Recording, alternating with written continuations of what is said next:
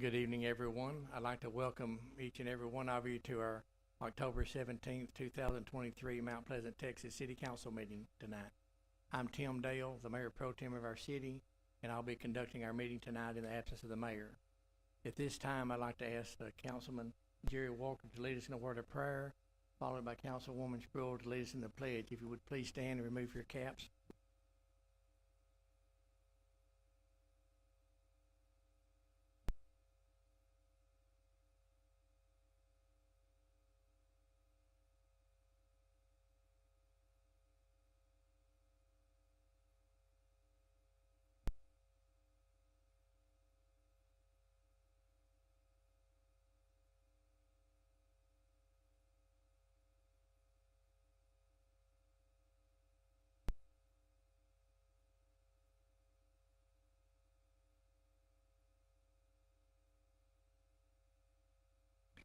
I call this meeting to order this evening.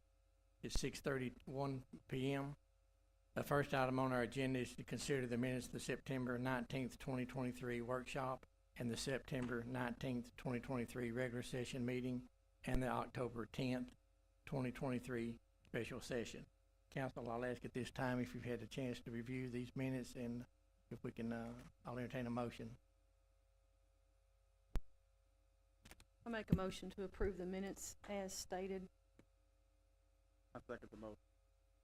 We have a motion made by Councilwoman Sproul, second by Councilman Walker.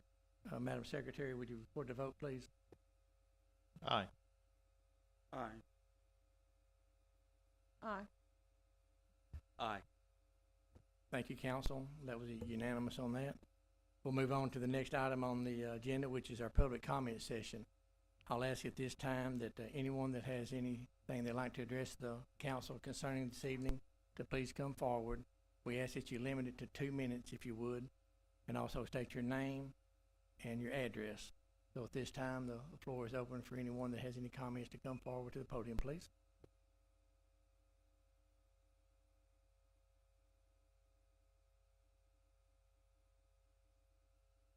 My name is Debbie Corbell, and I live in the city limits of Mount Pleasant. At a previous council meeting about the insurance coverage the city provided to some council members, a statement was made that other council members had received insurance. I asked for a list of all the council members who had received any benefits of insurance within the last 15 to 10 years as records existed. The list that I got had 0 names of council members who had ever received any of the insurance benefits except for the current ones that are receiving it. Under a Freedom of Information Act request, I asked for payments being made to local papers, Tri-County Press, East Texas Journal, and Tribune. The documents I received were mostly all normal except for some made to East Texas Journal. And let me make this perfectly clear, and please understand and listen, I do not have anything negative to say about Mr. Oles in any way, shape, or form. I do not believe he's done anything wrong. This is not about Mr. Oles, but it's about the spending of our tax dollars. The documents show that we are paying $600 a month, plus many other thousands of dollars for things, one being a Booker T. Washington project. Why are we paying $600 a month to have pictures taken? You have an event planner on staff making $60,000+ a year, and you can't use an event planner to go take your pictures for you? We're paying $600 a month, $7,200 a year just to have pictures taken. And then there are other pictures that are in there where we got charged for it. We also have the Booker T. Washington issue. It was a project where pictures were scanned, retouched, yearbooks that were scanned, retouched, photos, scanning documents, downloading and scanning pictures from Jerry Walker, making of yearbooks. One invoice says that 5 hardback yearbooks were sent to the library for $361, 5 hardback yearbooks for Jerry Walker at $361, 102 yearbooks for $1,733. I was told that some of the yearbooks were sold. I inquired as to how and if this was a city-sponsored event and was told it was not a city event, so why are we paying for something that's not a city event? I think we have enough to pay for without spending all this money on something that wasn't even a city event. I know that there are a lot of stories and opinions going around about the mileage gate issue, and me and others as well. I have a passion and concern for our city, and all the information I have provided is city information, not mine. And as to the comments and questions about Texas Rangers being contacted, I have been informed by 2 different sources that yes, it has indeed been pushed up to the Texas Rangers. Okay, do we have anyone else this evening that would like to make a comment during our session? Again, for those that just came in, we have a 2-minute limit, please.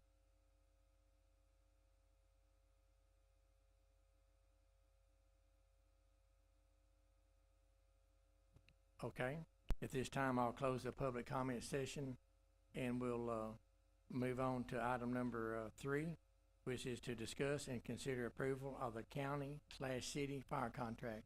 And at this time, Mr. Thatcher, I'll let you brief us a little on that.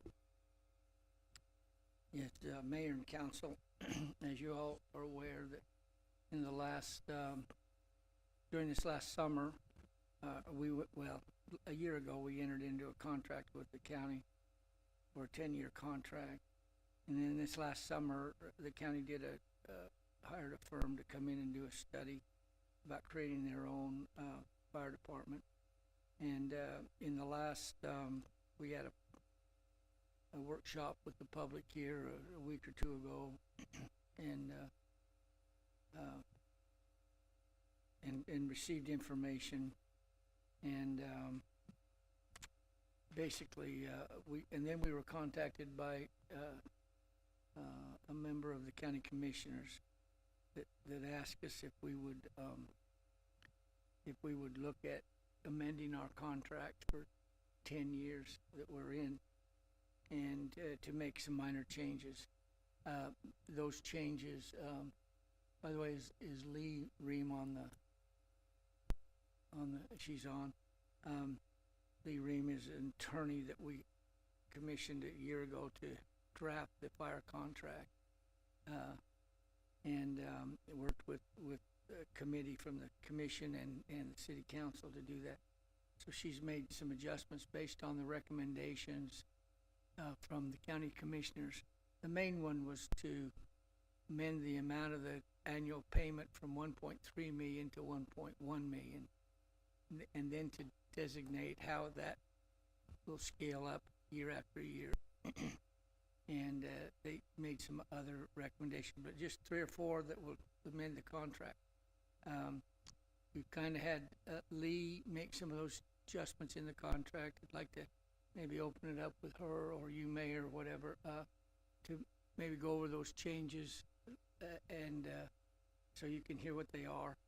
And then we have a request from them, if we're okay with, when we get through, if we're okay with that contract, to approve it. I think that they say we're in the 2nd year of the 10-year contract.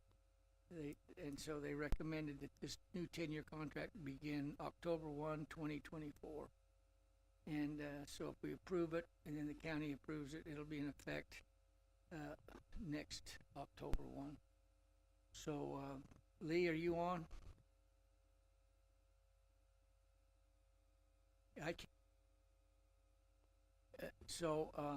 Maybe.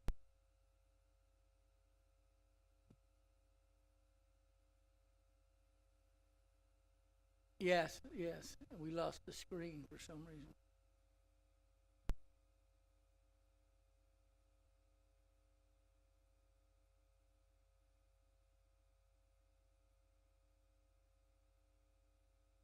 Yes, please.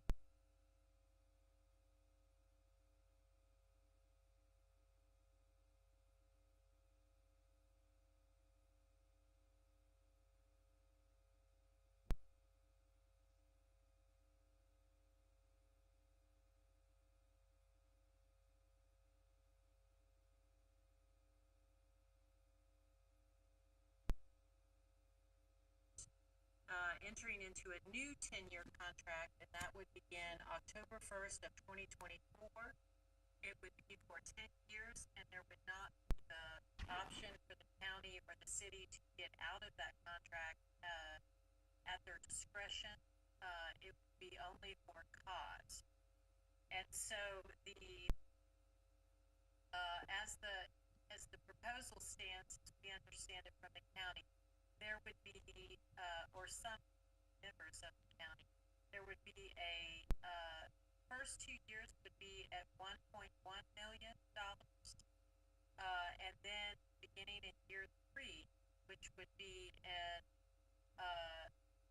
October 1st of 2026, it would begin to increase in amount, and I think the county has proposed that would be at a half of the increase of the super price index for the Dallas, Fort Worth, Arlington, Texas area, and that it, basically increase each year by half of that increase in what's known as the CPI rate, which is basically like an inflationary type rate, and so that's kind of what's been proposed. I think that I will just say that I believe that's a rather complicated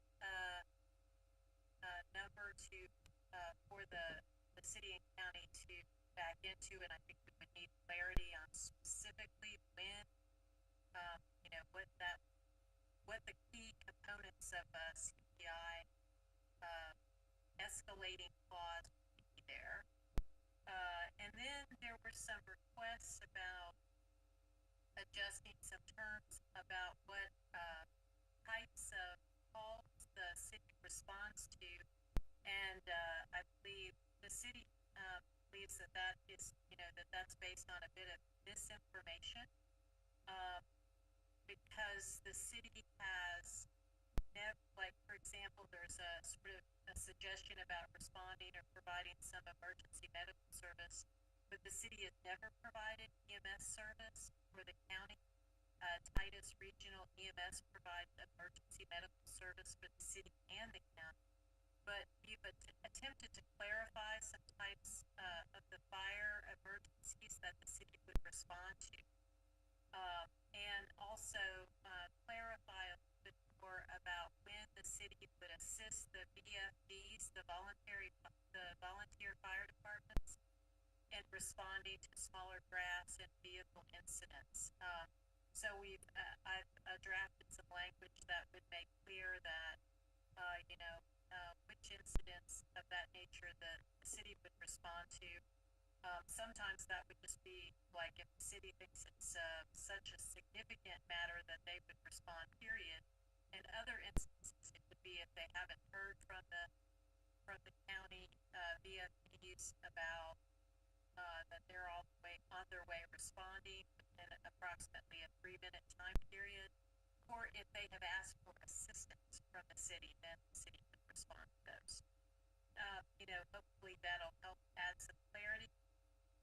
And then finally, there have been some requests for the joint ownership of capital expenditures, and so try to clarify the language in the agreement about that so that it is clear that that the agreement already provided that at the end of the agreement, if the city and the county jointly purchase equipment, whether that's apparatus or vehicles, machinery, any other kind of equipment, that at the end of the contract, whether that's by termination or non-renewal, that there would be basically a true-up period to make sure that whatever equipment was jointly purchased is either divided and accounted for in that division. And so what we've tried to do is we've added that, if there was some disposition of a capital purchase during the term of the agreement, that the county would be receiving, that would be accounted for. So like if the city sold something they had jointly purchased to buy something new, there would be some credit there for what they sold. We've also sort of tried to increase the language or clarify the language on what happens when there is a joint purchase, so that, for example, if there were some type of like a lease purchase or some sort of financing arrangement to purchase some capital expenditure between the city and the county, that if the county, right now the contract says the county would be given 2 years notice and then given 90 days to pay the amount, therefore half of that. And this would allow the city, the county, if it elected to just go through the financing that the city might be using to then just pay their percentage of the financing amount per month at their election, if that's what they want to do. So those are that's a big picture of the changes that we've kind of worked on, or I've worked on in preparation for today's meeting.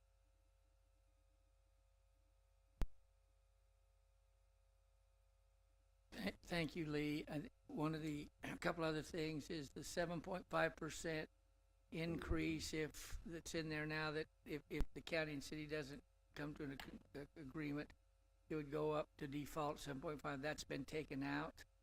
And also the 1 year out clause that's in the 10-year contract would come out. So it would be a 10-year contract.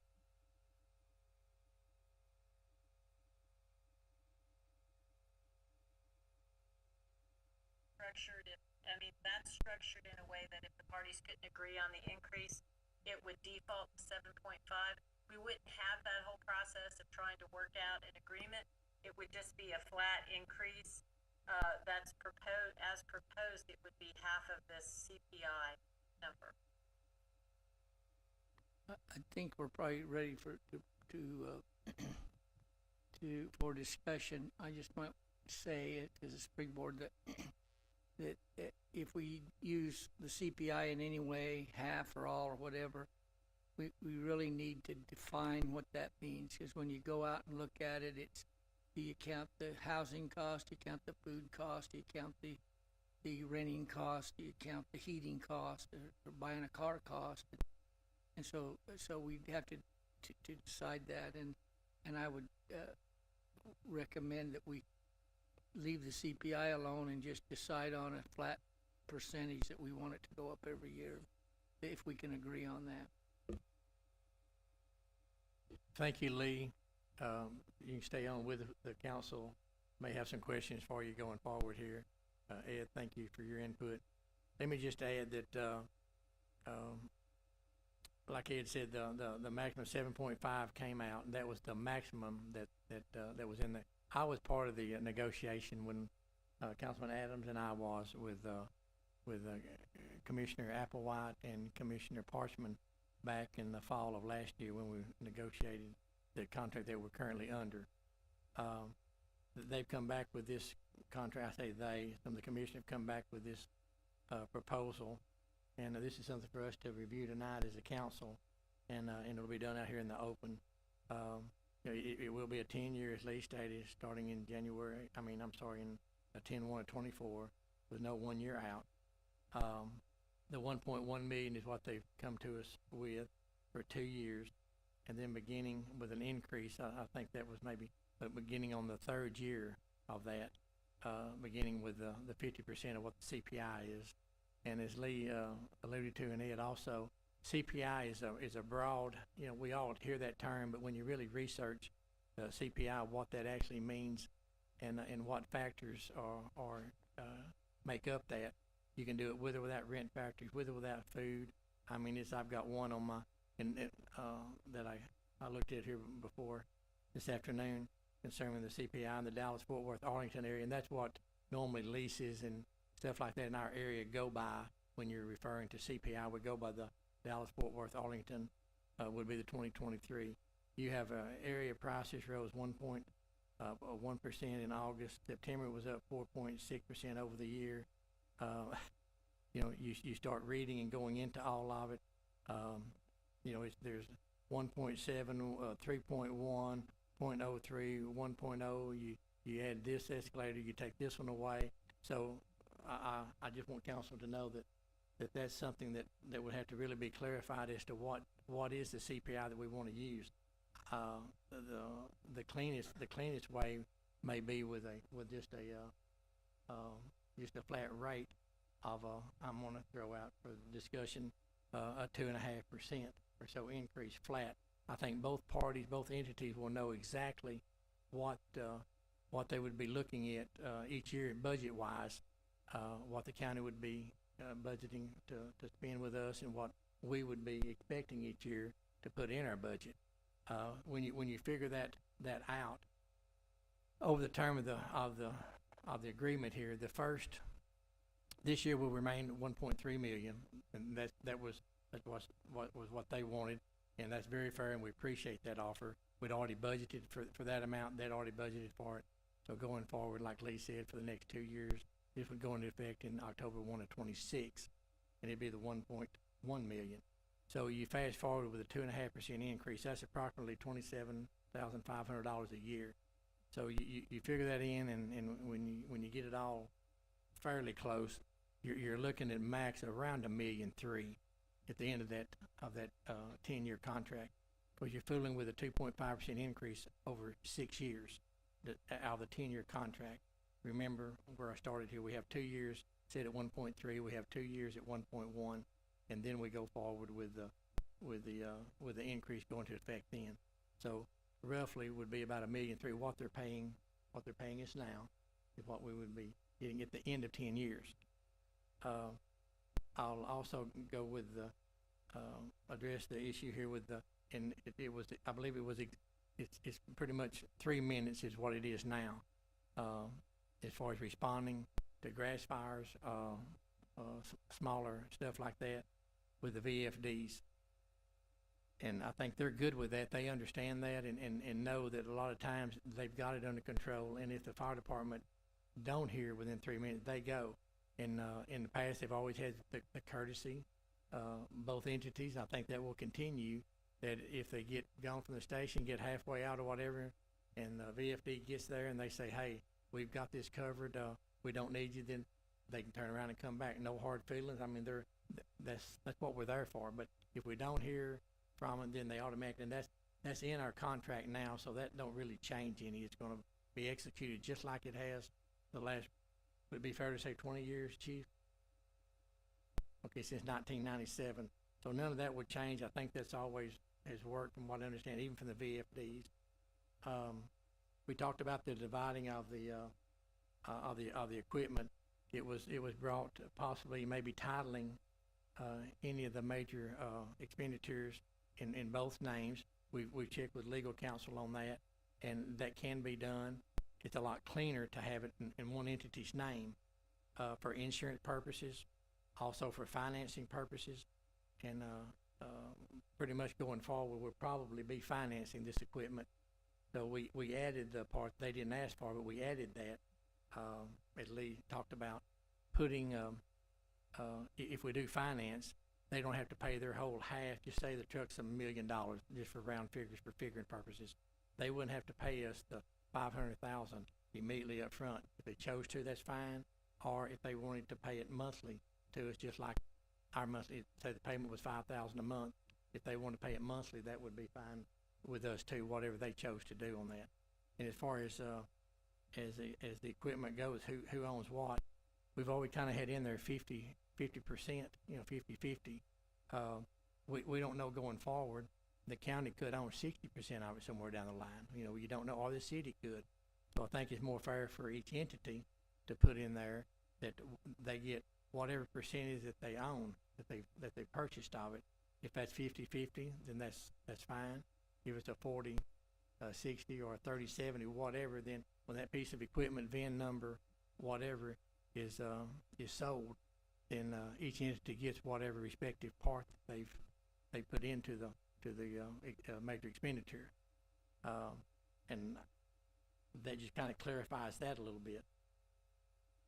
With I think everything else Lee pretty much addressed we did change in there the EMS service. I think there was just clearing up. There was some language in it that just, that addressed, EMS. Of course, the city don't do the EMS. That's through Titus, Regional Medical Center on the EMS. So that language got cleared up a little bit in there, just so all parties, and it's not just about our group, our city council members today and our commissioners today. This is going forward over the next several years when you've got a new commissioners, new council members. So everyone understands what the parties intended back in 2023 when we did this contract. Yeah, I think it's very important for all parties to know at that time what was intended. You know, make it simple. Simple is always best, but have it as clear as we can of what the intent was here. And I think what they've sent us is good. I think the little tweaking that's been done on it by Lee has been good. And so with that, I'm gonna open it up for the council members to ask Ed or myself or Lee, anyone, any question that you might have, and we'll go forward with that. Or Chief McRae, he's available here tonight, so if you have any questions from him. So with that, the floor is open for any comments or suggestions. Chief McRae, I have a question.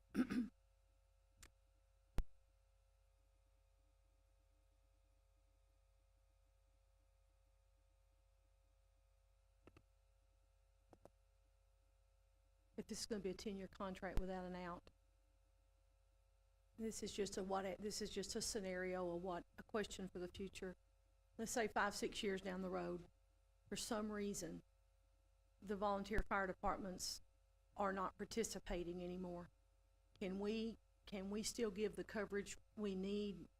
Do you see what I'm asking? To me, that's one of the big unknowns. We don't know. We pray, and I think they will. I'm not saying they won't, but what if?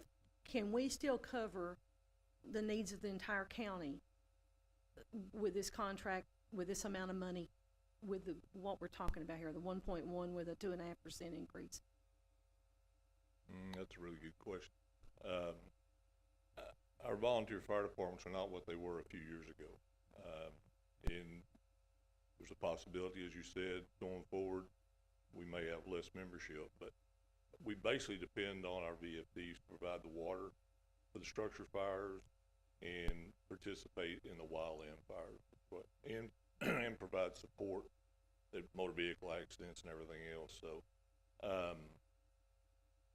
it would be better if we had more volunteers, but we're going to be able to, you know, I can't say with 100% certainty that we'd be able to provide the same level of service going, say, 6 or 7 years. If our volunteers completely go away, that would impact it. Thank you. And my point is, and I hate to make it more difficult, because this is a tough contract. It's tough to come up with a fair amount of money. My concern would be, would it be prudent to consider putting some language in the contract to address that? I mean, I don't know how you would measure what we have right now that we sort of depend on through the VFDs. Like you said, the support. That would be to me, that would be the biggest thing going forward that we really don't know that we would have to deal with, as far as having personnel back in Mount Pleasant and equipment in order to cover what they cover now. I don't anticipate that's going to be, but we don't know. That's my concern with not having a year out. And Lee Ream might could answer this. We can't get out except for cause. Could that become a cause? And how do we measure the contribution that we're getting right now from the VFDs in this scenario? I would say not try to address it today. The contract we had before the one we're fixing to finish up, it about halfway through it, there were some amendments made. I would say moving forward, we evaluate how the situation is. It's 3 or 4 or 5 years down the way, and we need to come back and revisit it. That's what I would suggest if it arises. I agree, Chief, and it was a good question, Councilman. I think that we know everything makes a 360. So we don't know for sure, but maybe as time goes on that the VFDs will pick up. I think they're gonna always exist. That's just my personal opinion.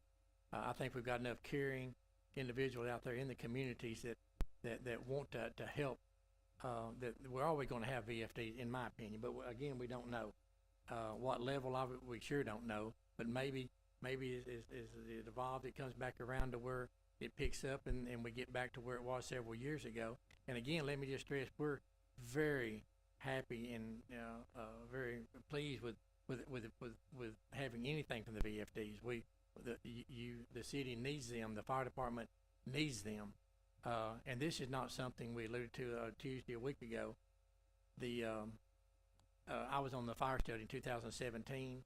I represented the city at that time as a council member, and no doubt I was the weakest link in the room. I knew nothing about a fire, but I did learn a lot because I didn't know anything about it. And I did learn that this is not isolated to Titus County, Texas.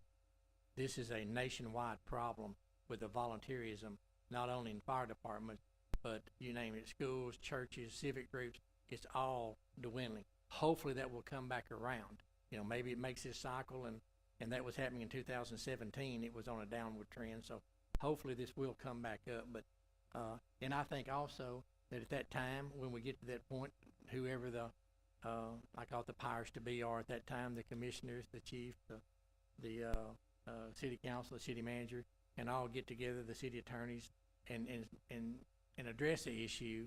And most of the time, you know, things can be worked out. I mean, this is for the citizens. This is for the taxpayers.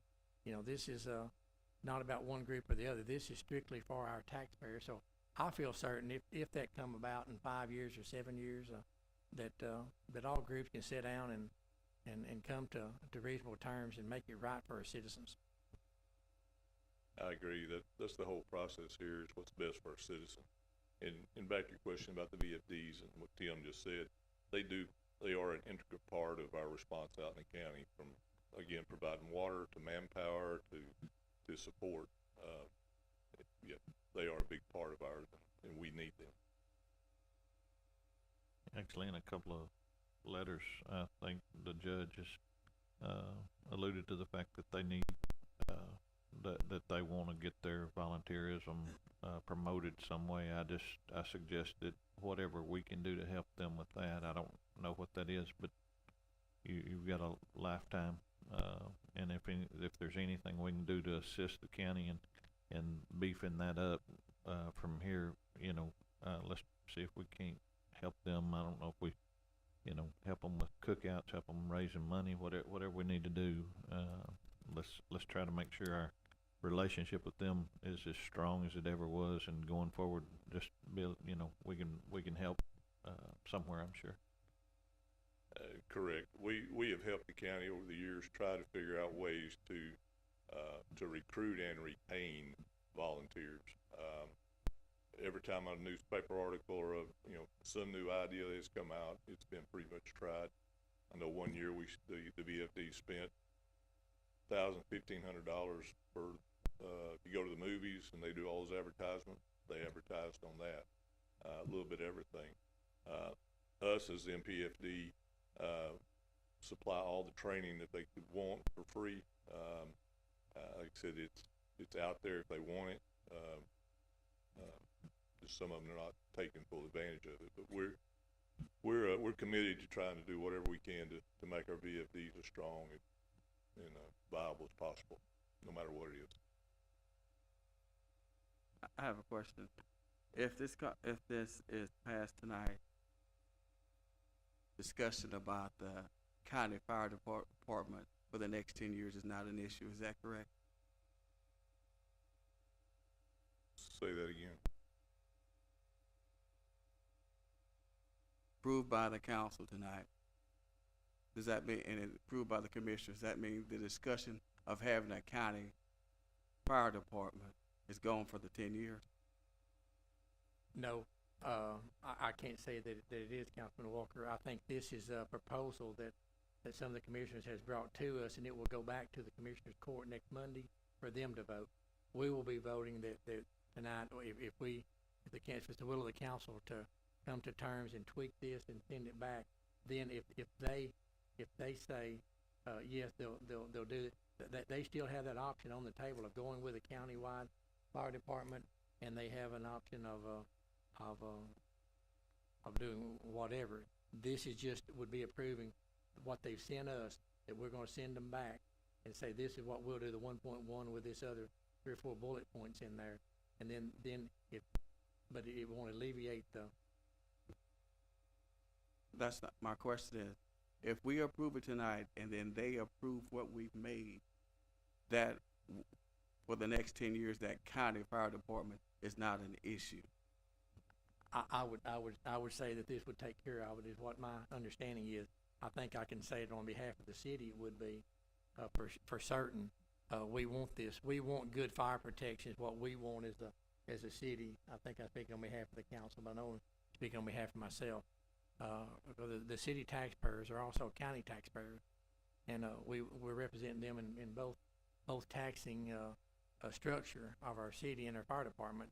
So we want the best for them, the best fire protection, the best well spent dollars that we can for this. So if we approve something tonight, and I think this is definitely obtainable, I think, to take back to them, with our tweaking and whatever the will of the council is tonight. Remember, they've came to us with a 50% of the CPI is what theirs is. So I mean, I just suggested the 2.5, and you say, well, where did you grab that from, Tim? Well, today I asked Lee, and we went back over what 10 or 12 years, if I recall right, Mr. Thatcher, that, and you know, what the percentages was increases. You know, we've had them all the way from 0 to over 8%. You know, so you kind of come to a happy medium, I'm going to call it, and my reasoning in it is that we have a specific dollar amount for each party to budget each year, and it's just cleaner. It's basically at the end of the proverbial day, end of the proverbial year, I think the dollars are going to be about the same. I mean,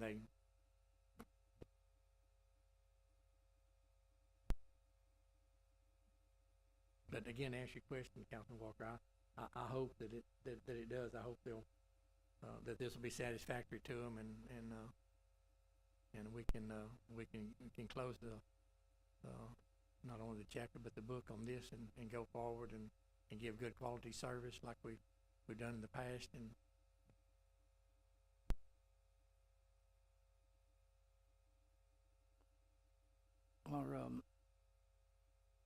I was just gonna echo Councilman Dale. The CPI would be very hard to budget with because it fluctuates so much. It's better to know what dollar amount that you're gonna be working with each year when you're trying to plan your budget. So I think it makes more sense to come up with a fixed percentage, whether it's 2.5% or 3%, whatever it may be. But it's definitely a good start here, I think.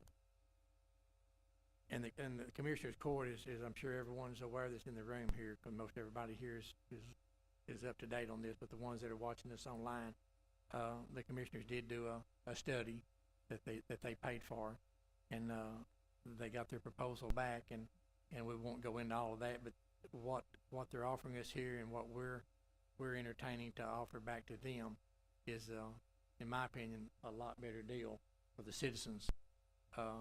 With better, when I say, you say, how's it better, I'm talking about the quality of fire protection, the dollars they're spending, or would be spending with the other group. I think this is a win-win for both parties. I really do.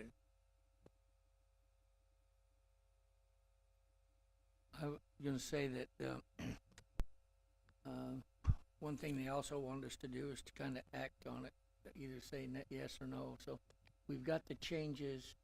So what I'd recommend, of course, Lee's on the phone and Carrie's over there, but if we make any changes, let's do that, what we want to tweak, if there's anything, and make a motion to pass it like that, the changes made, and then Lee will make those changes, and we'll get Mayor Pro Tem to sign it in the morning, and then deliver it to the county.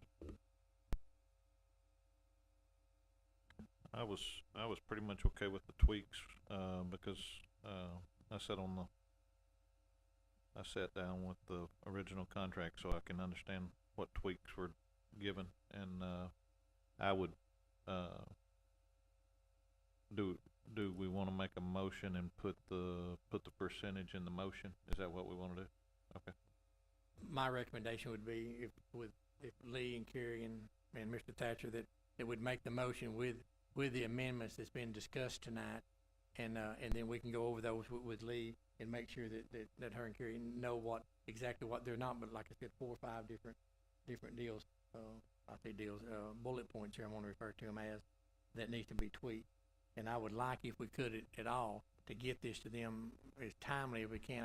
I know I'm pushing you, Lee, but I wish we could be able to hand this off to them possibly tomorrow.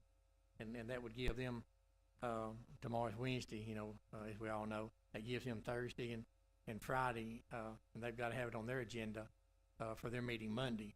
So, I know it's asking a lot of you, Lee, but if we could at all, and you can tell us, no, that's not possible, or yeah, you're gonna work on it all night tonight and get it back to us, so.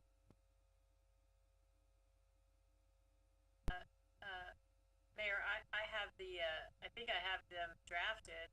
I think I only need direction on how the council wants to proceed on whether they want to go with this half of CPI or they would like to go with something, more, stable or set, I guess would be a better word for it.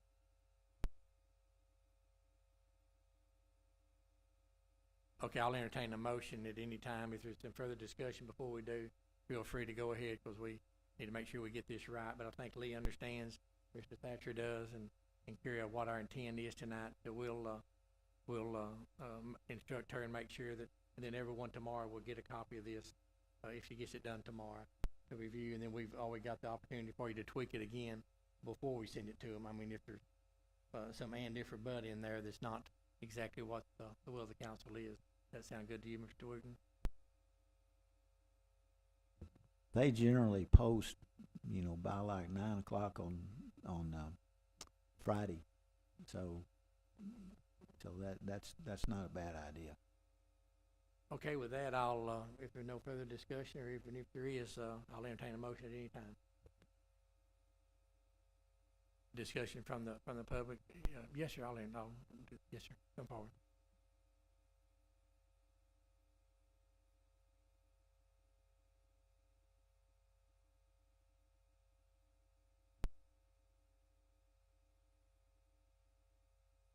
Again, if you would, the same applies as the public comment, if you would, a couple of minutes, if you would, in your name and your address. My name is Steve Bolster, 1497 CR 3240, Mount Pleasant, 903-305-5408.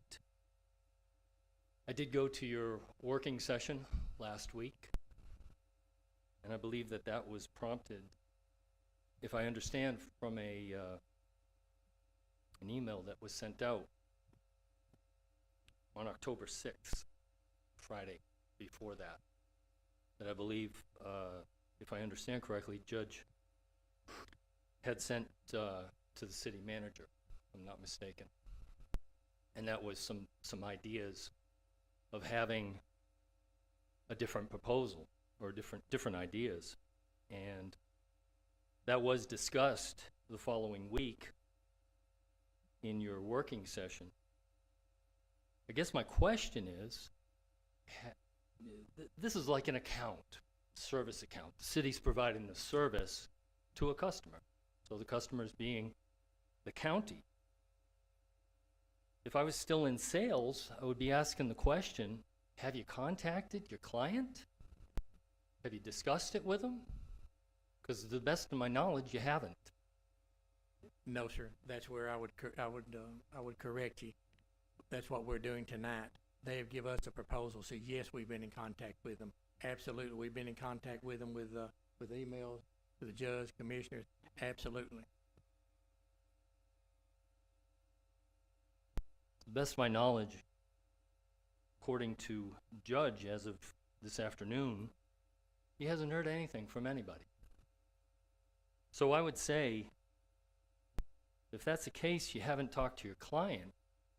I don't even know why you're rushing to put an agreement together, because if you don't know what your client wants and you haven't had a discussion and you're guessing on CPIs, if you're guessing on how, I got a question as to how capital expenditures are decided and agreed upon.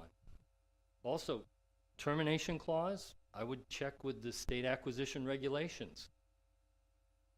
No termination or termination for performance, what are the service level agreements? You got a lot of questions here, and I think it's just a setup. And it's, quite frankly, I don't know how it's going to work if you haven't talked to your client. Appreciate your time. Thank I you. appreciate your time, and I appreciate, at this time, I'm sorry, go ahead, Councilman Walker. Ms. Reams, are you still online? Mr. Wooten, as the legal representative, has this particular issue been covered legally as required? Talking about, Jerry, the terminations, or what's your question?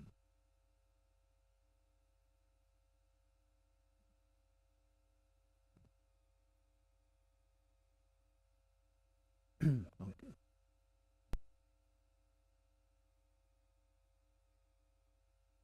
Well, Councilman, this is a contract between y'all, and this is basically a proposal back to them based on questions that they presented to you, or proposal.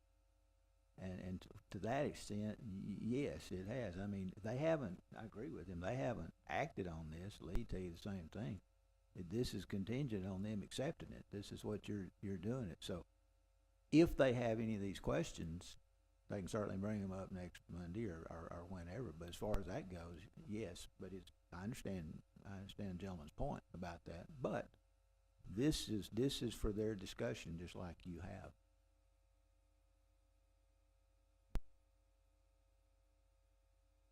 Any further discussion, or, like I said, at this time, I'll entertain a motion or what the consideration of the council is.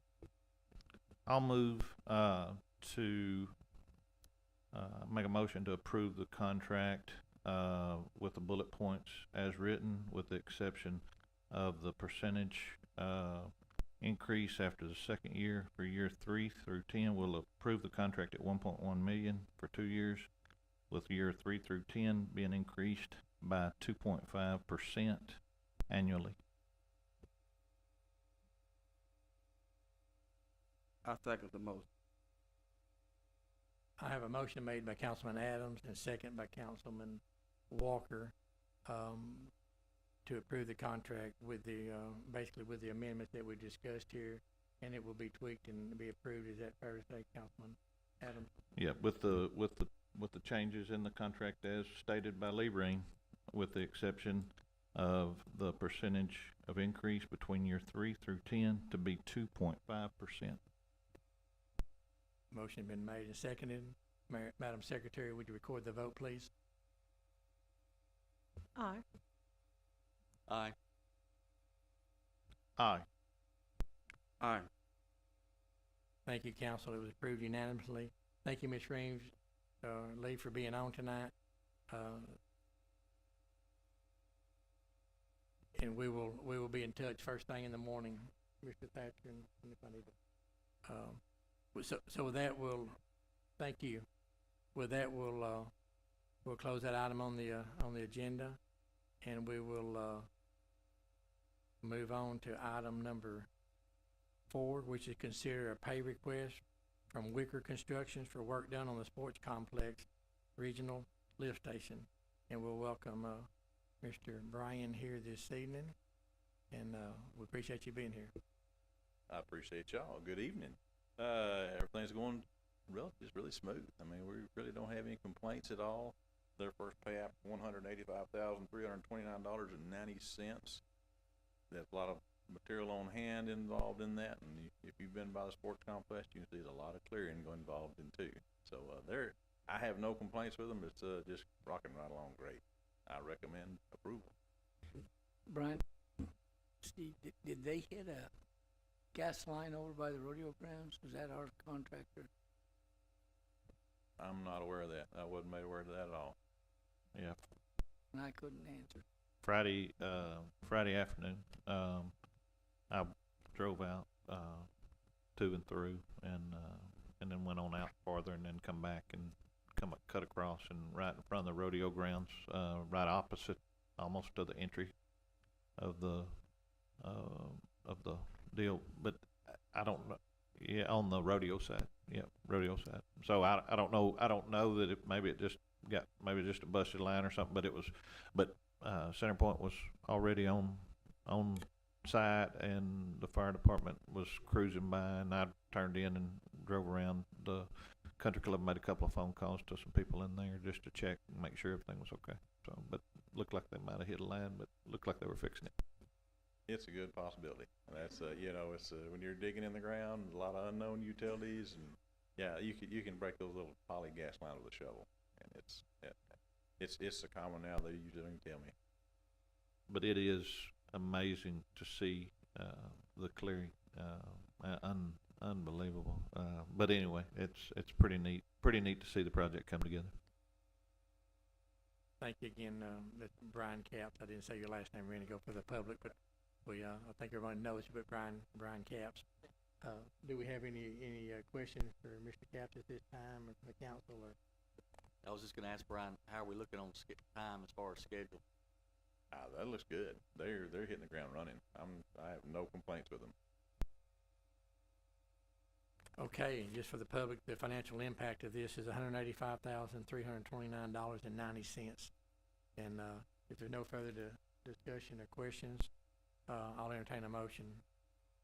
I make a motion that we approve pay request for Wicker Construction for work done on the sports complex regional lift station. I'll second. I have a motion by Councilman Chappelle, second by Councilman Adams. Madam Secretary, will you record the vote, please? Aye. Aye. Aye. Aye. Thank you, council. It was approved unanimously. With that, thank you, Mr. Capps, for being here. See you next time. The next item on the agenda is number 5, which is to consider pay request number 1 from SPI for work on the downtown revitalization project. And Mr. Jeffrey Simmons is here tonight.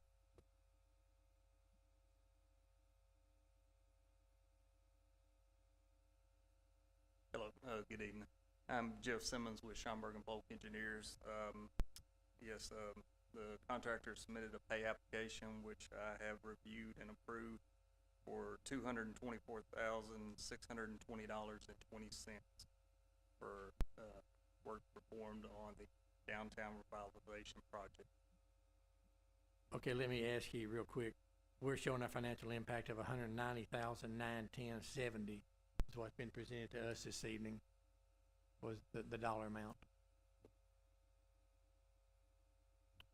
I don't know where that came from.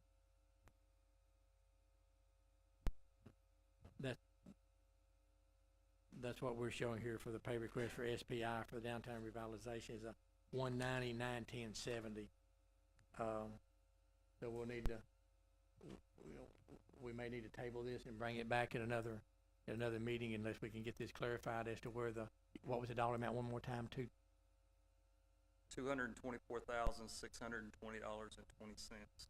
This was the approval letter and the pay application that I sent via email to Yes, sir.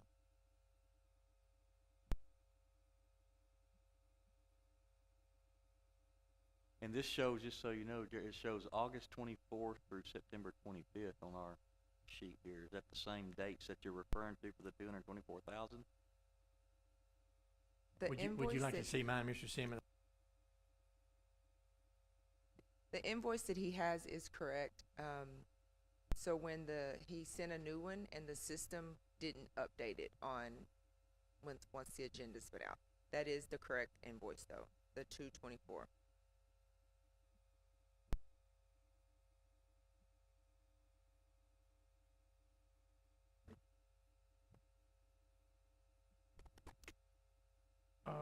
My thoughts on this would be that we could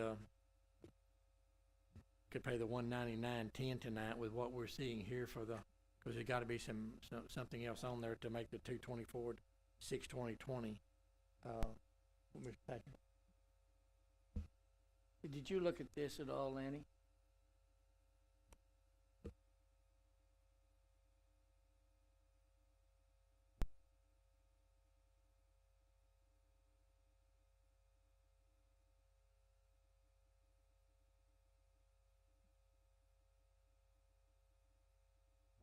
What percentage complete is this?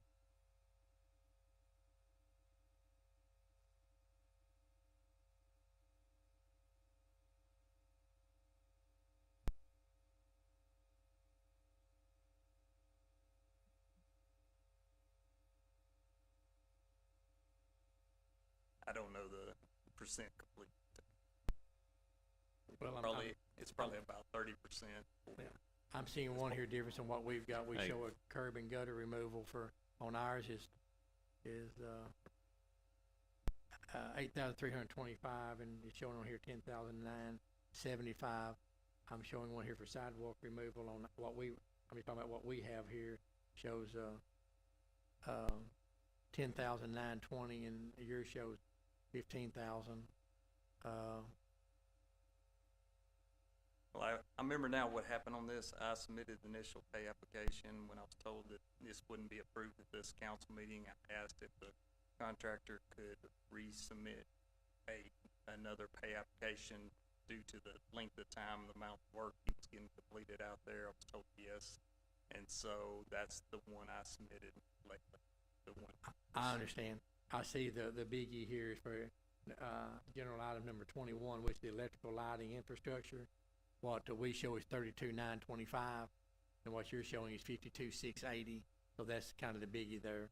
I guess we need to Carrie? get legal counsel Carrie, here. can we just get a copy of this and adjust the amount? Because the agenda item just says that there's a pay request. It doesn't say the amount. So if we see the amount, Two things here, Councilman. Here's your representative right here that's responsible for giving you the amounts. And number two, on this particular one, Mr. Marrier had signed it. Is there one that he signed that you have, like this one? Okay. Now that I could live with, that, if he has that, yeah, I mean, he has it. I was afraid this was the one that was presented right here with his signature over it, but you have it. I don't, and this is your representative that's telling you that this is the true and correct one right here. So. We do. We have the Clifton E. Marler that signed off on this $620.20. We have that here, so we just need to make sure it was okay, because what we was looking at was different than what we was approving. So as long as it's okay, and yeah, it's and the just signature- posted as a pay request. But I mean, as you say, you got two things there. You got two safeguards. You got him, and you got a updated request from Mr. Marrier here. Okay, does council have any questions concerning any discussion concerning this item here on the pay request for 224, 620 and 20 cents that's being presented? No, the only question I have is just, do we know how we're looking schedule-wise? We're on track, 'cause I see on this one we just received with the corrected amount, it showed in the bottom of his signature, he had in there 3 rain days.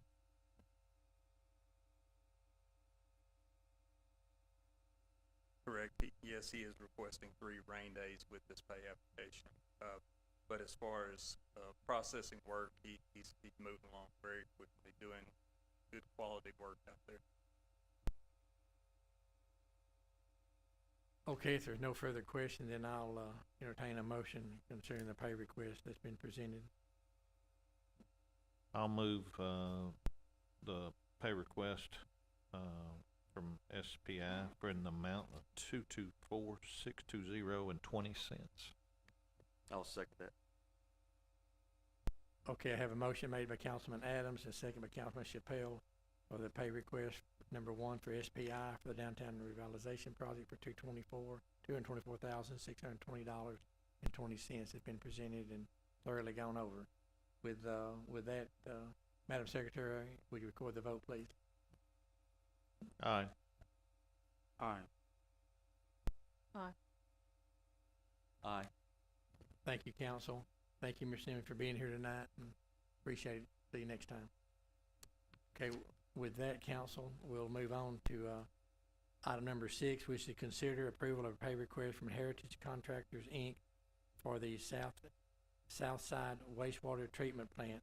And we have KSA Representative Mr. Lanny Buck here tonight to review and go over that with us. Welcome, Mr. Buck. Mayor, Council, Mr. Thatcher, it's always a pleasure to be here. What you have before you is pay request number 5 for Heritage Constructors in the amount of $2,689,314.43. We have reviewed the project, the pay estimate, and are in agreement with it. And if you have any questions about schedule or anything, there is a representative from Heritage here, Brad Osborne, and I'm assuming he would be happy to talk with you. And I will just add, so we don't forget it, that he has also offered, if you'll let us know ahead of time, to take you on a ride. He'll bring a side-by-side out and give you a ride of the project anytime you want to. So, but anyway, that's just so I don't forget it at this point. I might add that the financial impact again is $2,689,314.43. This would be pay request number 5, is that correct? Yes, sir. And, that would be, our previous payments have been $4,913,520.41 previously. And, so we know this project amount, just for the public and for the ones that are watching us this evening, this project was a $40,539,300 project. Again, pay request number 5. Council, at this time, do you have any questions or concerns? Yes, I'd like to add Brad to you.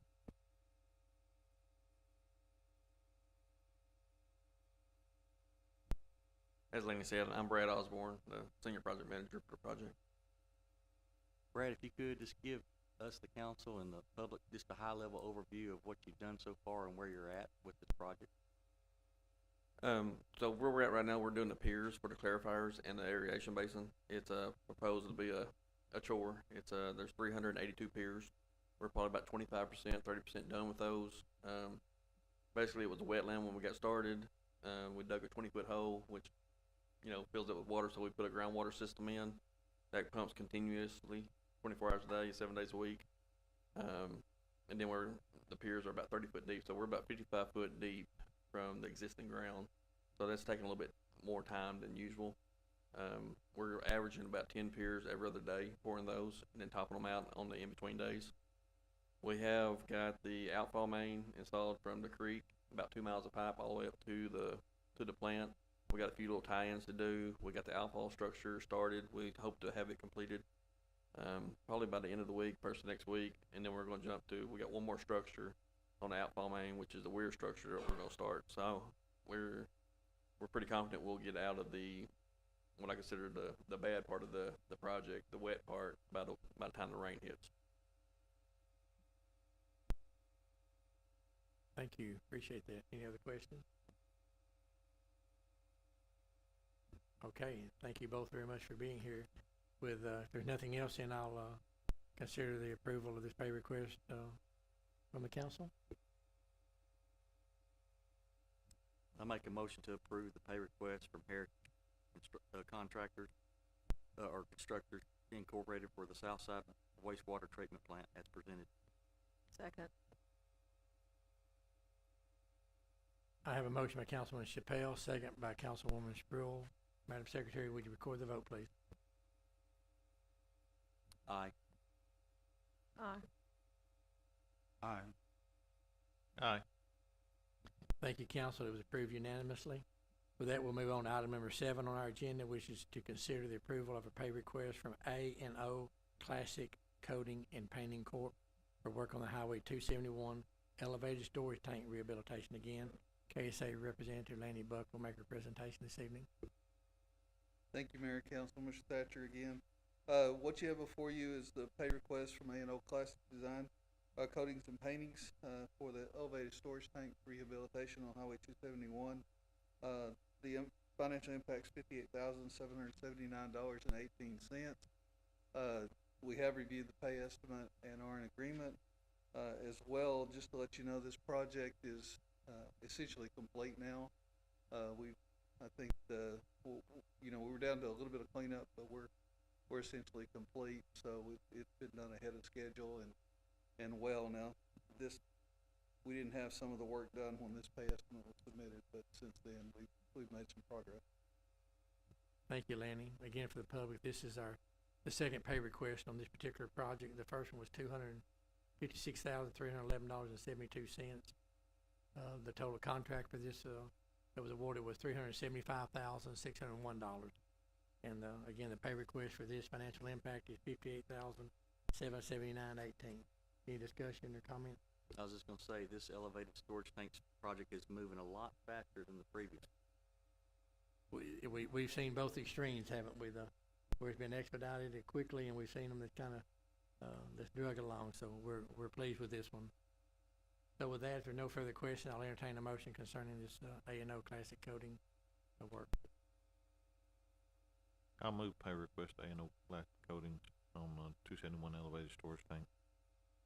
Second that. I have a motion by Councilman Adams, a second by Councilman Chappelle. Madam Secretary, would you record the vote, please? Aye. Aye. Aye. Aye.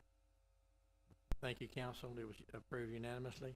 With that, we'll close that item and move on to item number 8, which is consider the pay request from Francis Evacuating LLC for work on County Road 2200 rehabilitation. Again, KSA Rep.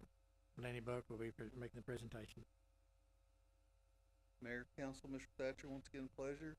What you have before you is pay request for, from Francis Excavating County Road 2200 in the amount of $173,716.99. We have reviewed this pay estimate and are in agreement with it. And this project is moving on. There are a few bumps in the road, but we are making good progress. We're showing here for the public that this contract time was 120 days, and at this time we're about 28% completed. Yes, sir. The total contract awarded on this project was $656,681.47. Again, this pay request is for $173,716.97. And this is pay request number 1, correct, Lanny? Yes, sir. You're satisfied with the workmanship, the quality, everything's been done? We were at this time. I will tell you that we have some concrete breaks that we're concerned about, but we are monitoring the situation, but we're satisfied with the work that's been done to date on this, and there is traffic on the road right now. The contractor here, they're aware of all the concerns Yes, sir, they're aware of the concerns as well. in writing, email? Yes, sir. They're aware in writing and with testing reports as well. And Lanny, just for the public knowledge, can you explain briefly what type of rehab we're doing on this road?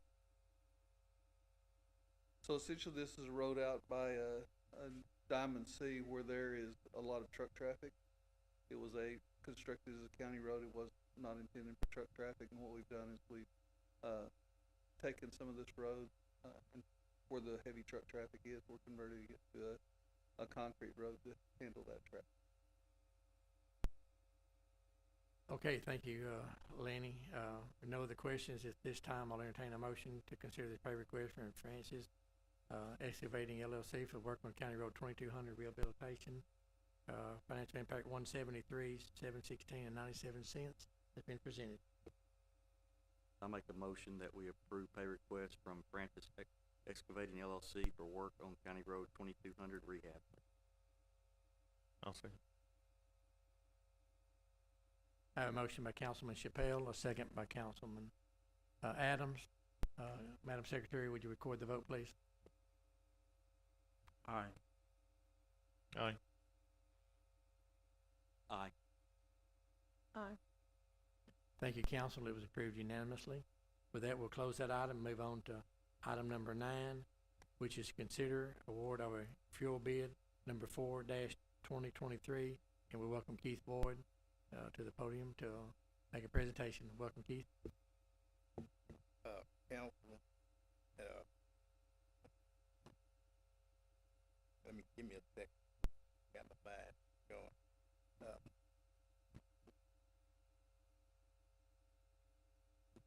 Council and Mayor, y'all, I'm sorry. I do this sometime, but I'm getting I'm getting a whole lot better. But I do this sometimes. This is our fuel bid, and we didn't have but one person to bid on it with Jackson Oil, and we've been dealing with Jackson for a long time. They've been on the bid around here for, and the bid is just about the same as usual. They normally charge us 10 cents per gallon on more than what they pay. And on this one, they're moving it up to 15 cents per gallon. Thank you, Keith, and, again, I might echo that Jackson Oil has been doing business with the city for many, many years, and, it is a bid, but, Chuck Burge with Jackson Oil always seem like they work with us, and I can see the 15 cents. I know it costs more for them to transport the product in. As I see here, there's just a lot more cost factor involved than it was. So that's where the 10 cents to the 15 cent comes in, what my understanding is. Yes, And, that's it.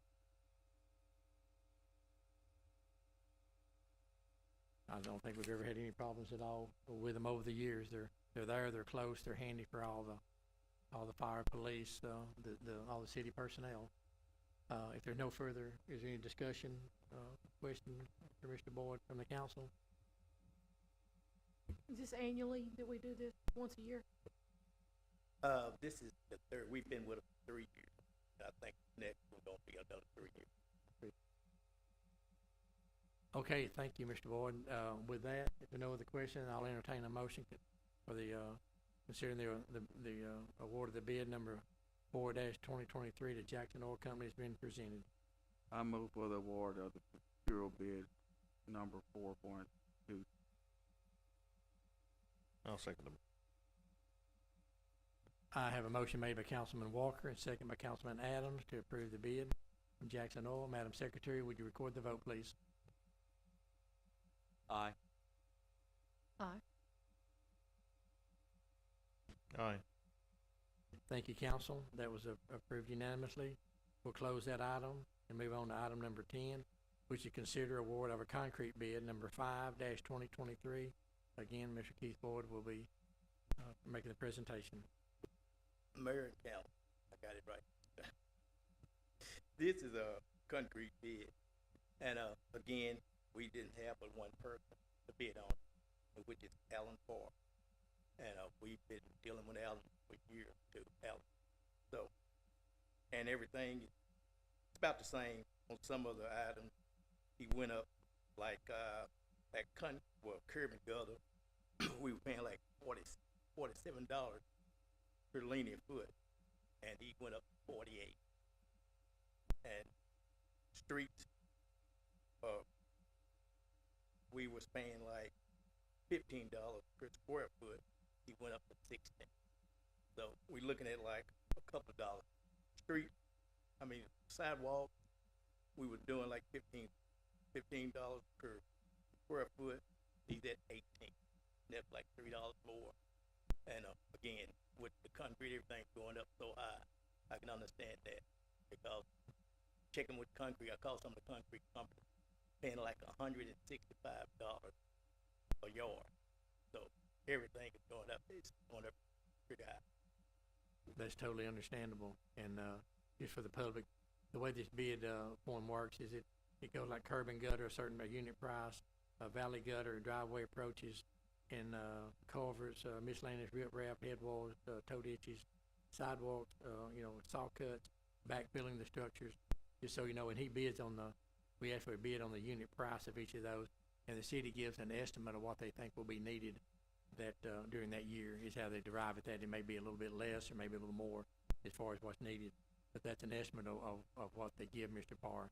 And again, he's done a lot of work for the city for a number of years, and I personally have never known of any discrepancy or any issues with them at all. They do quality work, and y'all are well pleased with Mr. Boyd. Yes, we are pleased. So just, when these bids go out, Mr. Boyd, this is those typical bids where we post it to the public on the various ways, and we get bids, and we ask, and again, this Mr. Parr is the only one that stepped up and bid on this. Right, for the last couple of years, he's been the only one that ever bid on. Back in the day, Garen Shirley did it for years. And when Alan come in, he started. After that, didn't know one bid. Okay, we have any other questions or comments or concerns? If not, thank you, Mr. Boyd. I'll consider a motion on the concrete bid number 5-2023 has been presented. So moved. Second. I have a motion by Councilman Adams, a second by Councilman Chappelle. Madam Secretary, would you record the vote, please? Aye. Aye. Aye. Aye. Thank you, council. That item was approved unanimously. We'll close that item. We'll move on to item number 11, which is consider ordinance 2023-21, repealing the juvenile curfew. And we welcome our police chief, Mark Buman, to make the presentation. Welcome, Mark. Evening, council, and Mr. Thatcher. So this is just kind of a formality to the previous discussion I brought up about a month and a half ago with the change that legislature made to the state law, repealing any opportunities for municipalities to put in place curfew laws. So rather than leave it in our ordinance, I was concerned an officer would see it in there, would decide it was maybe actionable and take action. I think the best course of action is just remove it from our ordinance book. So this is that proposal. You might elaborate just a little bit for the public and for the ones that are watching us on, if they didn't know, a couple months ago when the legislature went back and repealed this. So we did have this in effect in our city, and you might explain it just briefly so we know what. Yeah, so we had an ordinance in place for curfew violations with certain hours where juveniles could not be out. It had to be renewed every 3 years. We were looking to renew it, but the state legislature passed a law that municipalities or anybody could no longer have any curfew ordinances in place. And so that basically took them away for all municipalities and counties across the state. So in that light, we'll just remove ours. Okay, thank you, Chief. Council, do we have any questions for Chief Buman or any comments or concerns? I had 2 meetings, Monday with people about this, and it's, you can catch both sides real quick. I do understand, that it's a tool, that the police utilized, but I also understand, civil liberties and what that entails. So, I would, like to make sure that we can enforce a closing time in our city parks and on city property, correct? Yeah, and I can tell you, I've been out with our night officers several times, and they run those parks several times a shift, assuming that they have free time, which they usually, if they have 5 minutes, they're catching a park. So I know they run the parks nightly and usually multiple times throughout the night, especially since the majority, well, none of our parks really have gates, so they run and check them all. And we've talked about that in the past, a few meetings ago, about maybe changing the time on the ones where we do have gates to close those during the winter months as it gets darker before long at 5:30, and activities kind of come to a close a little earlier than they do during the summer. And we can address that later too, about trying to close those parks that we can to help y'all out a little bit. But again, on the age, what was it, 17 years old was?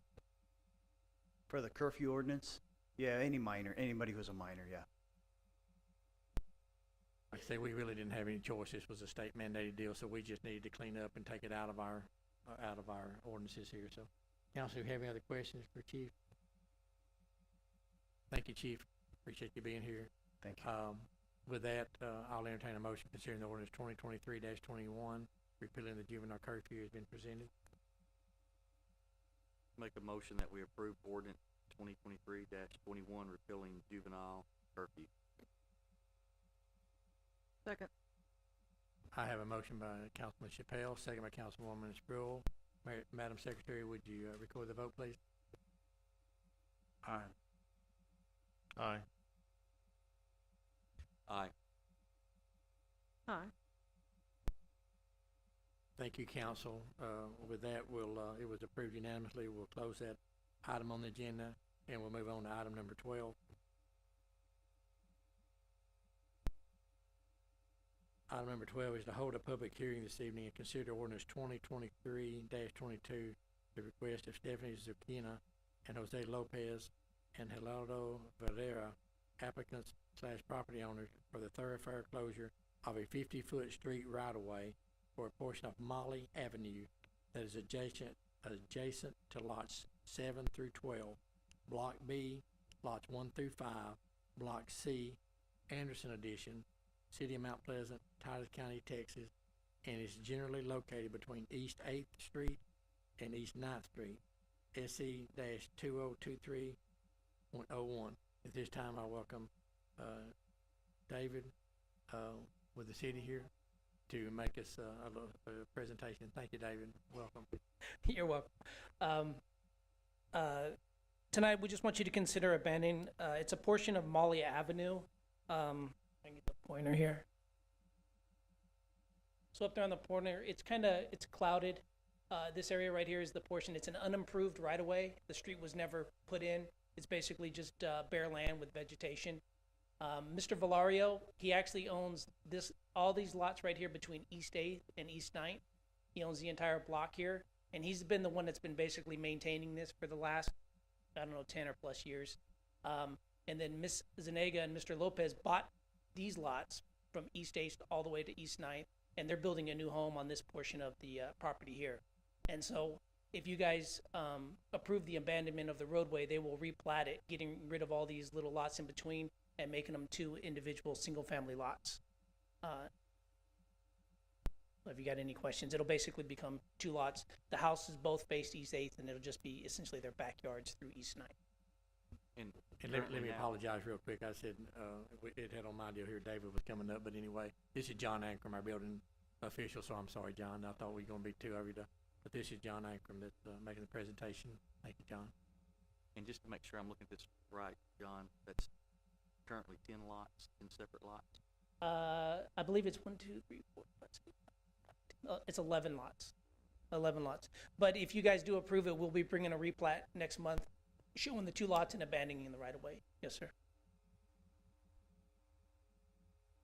So you're good with it, and it went before the P&Z, I see, and y'all only got back how many notifications on it? Any opposition? I think it was 37 notifications to property owners. We got a bunch of inquiries. Most of them were concerned that it was going to affect their property. They didn't realize it was just abandoning right away along these 2 properties. So we didn't have anybody in opposition for it. We did take it to the zoning commission, and they did recommend on a 5-0 vote to approve. And this is a public hearing.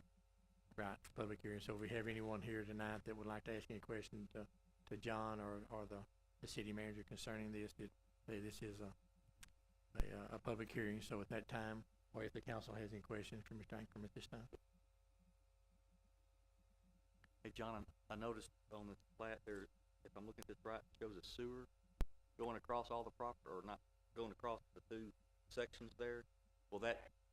Yeah, actually there is a sewer, and currently it's not even in an easement. We call it a prescriptive easement. It's been there, but when we get the replat done, you will see there'll be the sewer easement will be put in place at that time. Will that affect one of the property owners building the house where they placed the house, based at that existing sewer is there? No, basically the sewer, it runs, if you're looking at this map, it kind of runs behind Mr. Valario's house up this way, and then it cuts back over on East 9th this way. So, and the new home's built right here. It's already probably close to getting power at this point, but it's facing East 9th. But the sewer runs up Mr. Valario's property, then cuts back over Mr. Lopez and Mrs. Zanega's property here on the rear part of East 9th.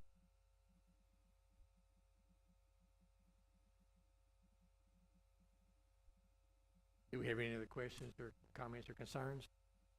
If not, thank you, John, for being here. Appreciate the presentation. At this time, I will close this public hearing. I open the public hearing. We have anyone again that would like to address the council or any questions at this time? Okay, so I'll close the public hearing again, and at this time I'll entertain a motion for the consider the approval of ordinance 2023-22 on the request here from the property owners has been presented. So moved. Second. I have a motion by Councilman Adams, a second by Councilman Chappelle. Madam Secretary, would you record the vote, please? Aye. Aye. Aye. Aye. Thank you, council. It was approved unanimously. Thank you again, John, for your presentation. With that, we'll close that item, and we'll move on to item number 13, which is consider ordinance 2023-23, terminating an outdoor burning ban. We'll welcome our Fire Chief Larry McRae to make the presentation. Thank you. If you remember, a few months ago, we came to you and you put an ordinance on that put the burn ban in place, and the conditions have improved such that it's time to take it off, and so we have to have an ordinance to repeal the ordinance. Okay, thank you, Chief. Do we have any questions or concerns? This is good news that we got the rain, and hopefully it'll keep the stay in effect, and we'll stay dry for a while. Okay, with that, I'll entertain a motion concerning ordinance 2023 on the terminating of the outdoor burning ban being presented by Chief McRae. Just a quick question before we take the vote. I was gonna ask Chief, will we do like we did last time with the announcements? We'll do it both in English and Spanish, so that way we get it properly communicated to the citizens. Correct. I'll get with Suzanne and we'll get that out. We'll get that done tomorrow, I'm sure, if it's approved tonight. Okay, thank you, Chief. With that, I'll entertain a motion for the terminating this outdoor burn ban for no other discussion. Make a motion that we approve ordinance 2023-23 terminating an outdoor burning ban. I second the motion. I have a motion by Councilman Chappelle, a second by Councilman Walker. Madam Secretary, would you record the vote, please? Aye. Aye. Aye. Aye. That item was approved unanimously. We'll close that item. Thank you, Chief, for the presentation. With that, we'll move on to item number 14, which is discussion and consider approval of a lease agreement between the IDC, MP, EDC, and Project Battery Storage. And we have Nathan Tafoya, our EDC Director, here tonight to make a presentation. Welcome, Nathan. Thank you, Mayor Pro Tem Dale, Mr. Thatcher, and governing body. Appreciate the opportunity to be present in front of you. I'm going to read some of the body language from what will be in your packet. Then I have two other paragraphs that I'll read from the company. So IDC is requesting city approval to begin a due diligence and feasibility ground lease, which will convert into a long-term operational ground lease upon completion for a battery storage project. The due diligence period could last up to 5 years, but is expected to take much less. At this point, IDC understands the project to be up to a 200 megawatt project, minimum 100 megawatts, and between 100 and 200 million dollar investment on 10 acres of the Mount Pleasant, east of the Mount Pleasant Airport. So time sensitivity is due to unique year-long application deadlines with electric utilities. So our attorney has reviewed and approved the lease agreement, as has the IDC Board of Directors. The city's upside, as we understand it, would be the property taxes on the investment of this nature. So we also have Concurrent's CEO, Joe Crespo, who came in from Boston earlier today, and then also Chief Development Officer Jesse Allen, who resides in San Antonio, who made the trip over to answer some questions that the council may have. But I just want to make sure I'm telling our counterparts that, that we know this is a different mixture to the tax base that we normally have here. We're not considering this necessarily a jobs impact, but a very large capital investment on 10 acres. So it's of all the renewables of the top 3, solar or wind farms, this is the lowest visually impactful to the community, but still provides some really interesting dynamics. Yes, sir. Thank you, Nathan. Welcome, gentlemen. Glad to have you in Mount Pleasant tonight, this evening. We'll be asking maybe a question the council may have, and we'll ask you if you come up and just state your name again and push and hold the red button. Nathan will be the button holder there if he needs to be. But I'll have a couple of questions here to start with, I guess. On this project, how long have you guys been involved in doing these type projects and all, and where have you done them previously yet? I've been in the energy business my entire career, so over 20 years, and I've been in the power generation business for about 15 years. I work for companies that own mostly thermal generation, and a few years ago, well, say about 7 years ago, I started working on battery storage. It is relatively new. So I've been working on projects for about that long. I had a company that operated batteries on behalf of the owners of the batteries, and I sold that company with my partners to NG North America, which is based in Houston, and they're very active now in this space. And so I started this company after selling that one. Did you have operations here in Texas? No, we didn't have. We were developing projects in Texas, and I stayed with NG for about 2.5 years after I sold the business, and just before the first one started coming online. Would this be one of your first projects, or how many projects do you have right now that's under your direction? In the old company, I probably operated about 6 to 8 projects, relatively smaller projects than this. We'll have projects that are coming online in San Antonio before this one, but those are not yet online. How many employees do you have associated with this? It would be here, or is this kind of a self? Should I let Jesse answer that question? He's been doing research. Thank you, thank you, Councilman. Jesse Allen.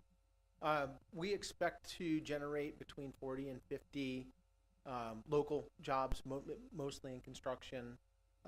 During the construction phase, which will last between 12 and 18 months. But then after that, there's very little on-site, manpower that's required. We'd likely have somebody come out, monthly or quarterly to, inspect the facility.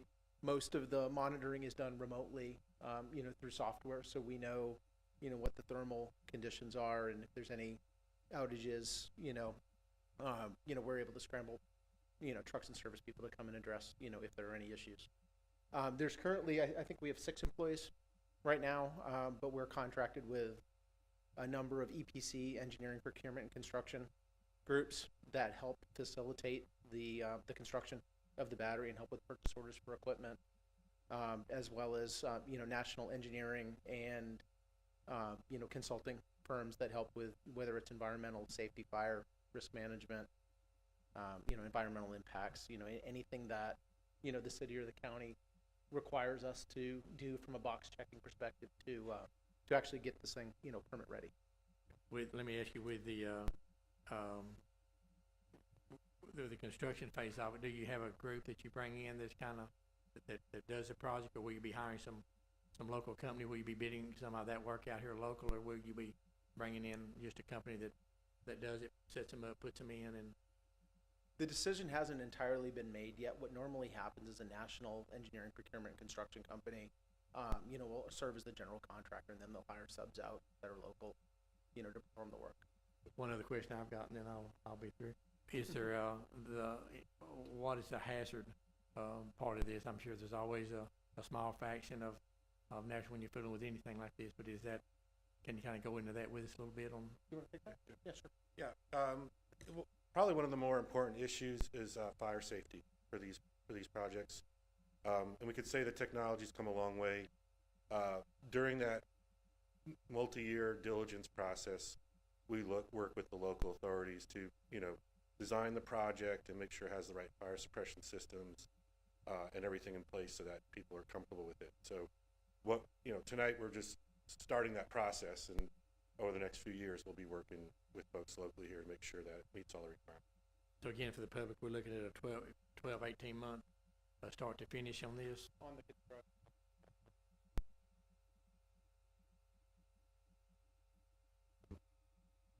I've got some questions. They're more technical. So you mentioned monitoring. So how do you monitor? Do you do it via cellular, or do you require fiber broadband? How do you do it so you can remotely monitor and see this facility? Yeah, so there's several layers of communication. The system that we use often is something called SCADA. And so, a project like this will have redundant systems. Those systems monitor the communication systems monitor the battery. Then they're reading things like temperature and everything's working correctly. But we'll also have a line into the local transmission company. And this project will be connecting to Southwest Power Pool. So there's a lot of remote telemetry that takes place on these projects, but the technology's been there for a long time. It's the same technology we use for the traditional power plants. Essentially, is what we use for these. So are you also monitoring the individual cell level of each battery as well as the temperature in these containers that hold, not the battery temperature, but the temperature being maintained in the actual container that these batteries are installed in.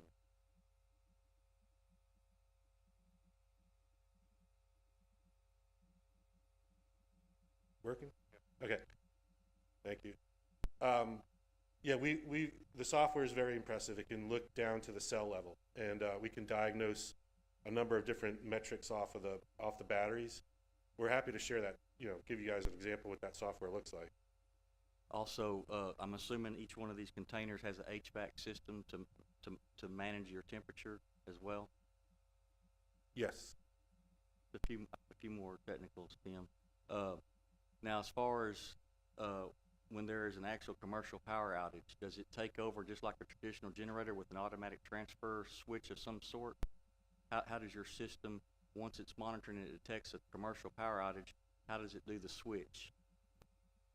So those exact requirements is part of what will come out of the interconnection study, but they can control, the technology is there to control it remotely according to what Southwest Power's pool and the local utilities will require.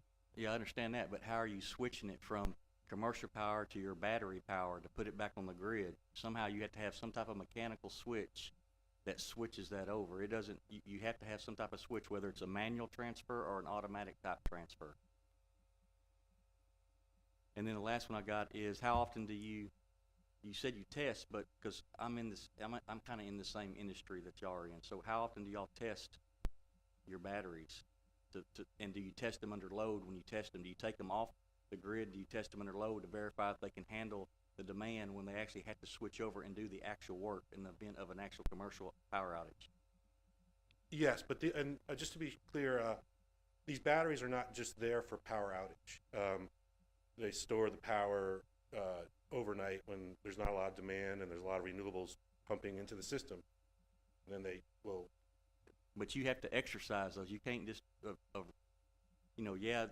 sitting there and they're charging, but you got to make sure that they will work when they're put under load, because if you don't test those batteries and verify that the cells are good, just like on your car, when you got to try to start it, if your car doesn't start, you can have one bad cell and that will prevent that car from starting. Same thing with your product here. So I'm asking, how often do you test your individual batteries to make sure all the cells in those individual batteries are working to standard? It's monitored 24/7 with that same software, and we pull off performance statistics as well, so we know how well each cell is performing, and we can isolate the cells if one is not performing correctly. Well, we can talk offline later, because you have to test these under load. It's different. There's one thing to charge the battery, but then when you put it under load, that really determines if the battery can perform. Because just because you're monitoring it shows that it's at the specific voltage you're looking for, that doesn't mean that the battery is going to work when it actually is being demanded to work. So anyway, we can talk offline about that. I'm assuming here that this product, what you're doing, is continuously transferring power out to, is it SWEPCO? Is that who you're going to be outsourcing the power to? Yeah, it's the Southwest Power Pool. But SWEPCO's the transmission. So you're continuously, the batteries are moving power out. Is it gathers power, it's moving out, it don't just do it periodically, does it? Yeah, so a typical day in the life of a battery is it'll start close to zero charge overnight. And then overnight, when we have a lot of electricity on the grid, a lot of supply, and not a lot of demand, it'll store it. And then it'll mostly sit there and be ready as standby for the grid if it needs it. But if prices get high enough, it'll discharge and it'll cycle again. So that's called a cycle. And so in a typical day, it'll probably cycle once. But over the course of the year, we anticipate, at least with the ERCOT project that we're doing, that we could cycle the battery as many as 300 times a year. Almost once a day, yeah. Okay. Nathan, I got a question for you. The space, the property that we're utilizing, this is a very good, in my opinion, a good use. Could you verify that that's a proper? What do you say the best and highest use is this the best and highest use for this property? Sure. So from a highest and best use of real estate, this is It's an interesting piece of property. If you've seen the east side of the airport, up towards where there's a road right up next to the preferred land, it's more flat, and we specifically kept that to maintain it. As you start going further towards the end of the runway, which is where this horizontally, latitudinally lies, there's a lot of topography, and the land starts dropping.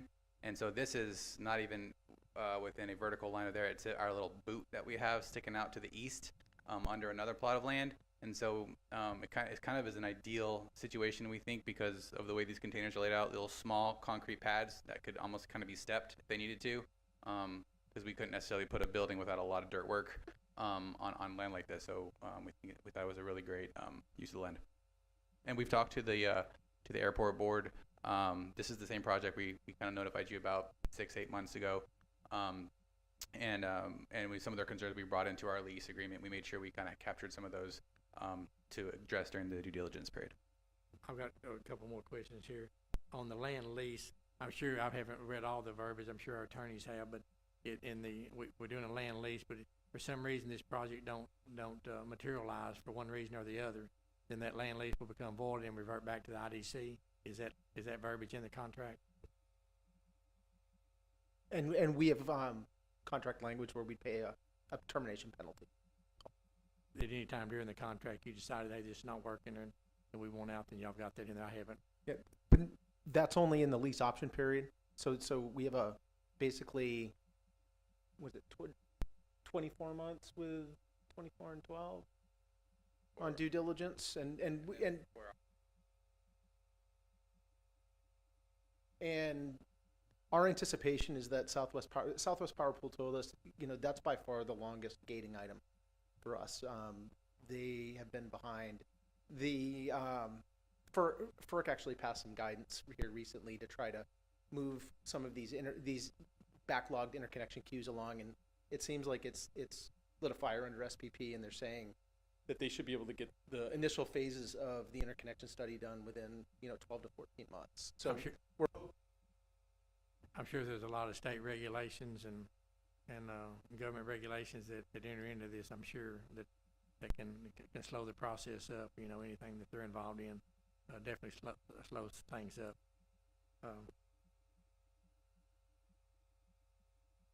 So one of the things that the way it was phrased, it kind of tripped me up a little bit. But this will remain IDC property. It'll be a lease. So it's not a sell with a reversion clawback or anything. We're releasing it. It's a short-term lease at a certain rate, and then if the project moves forward and the city when the due diligence is done, permits to move forward, then the long-term ground lease kicks in. So it'll always be IDC property.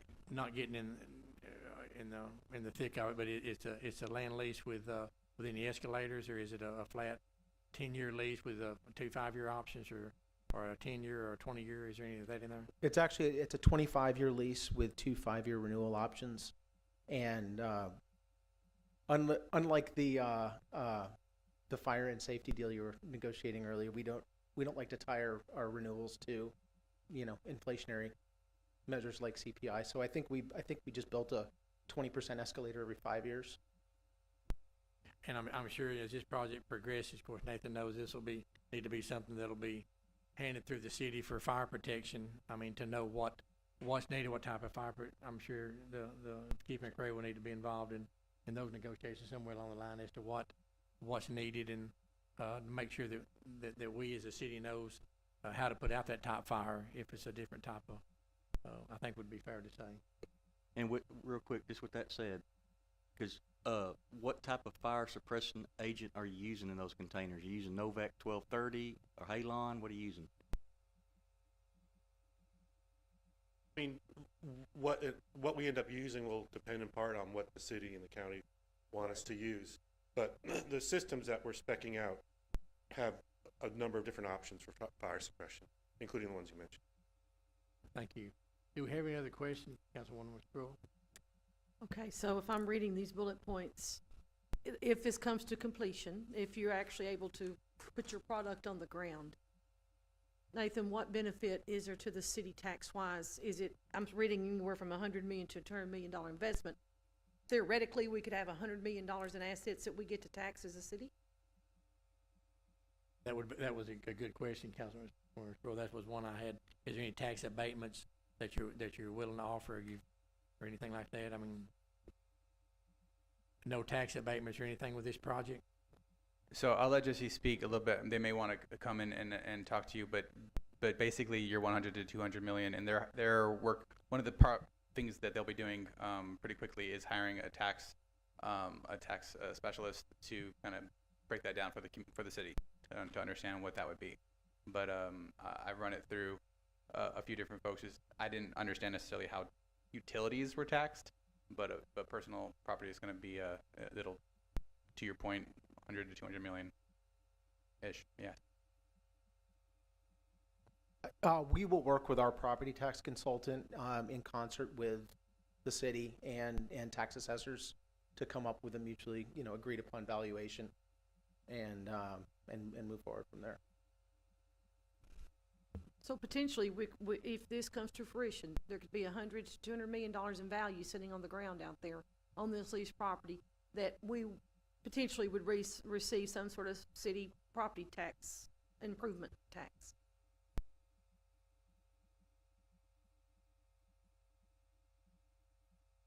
The microphone didn't work, and county as well.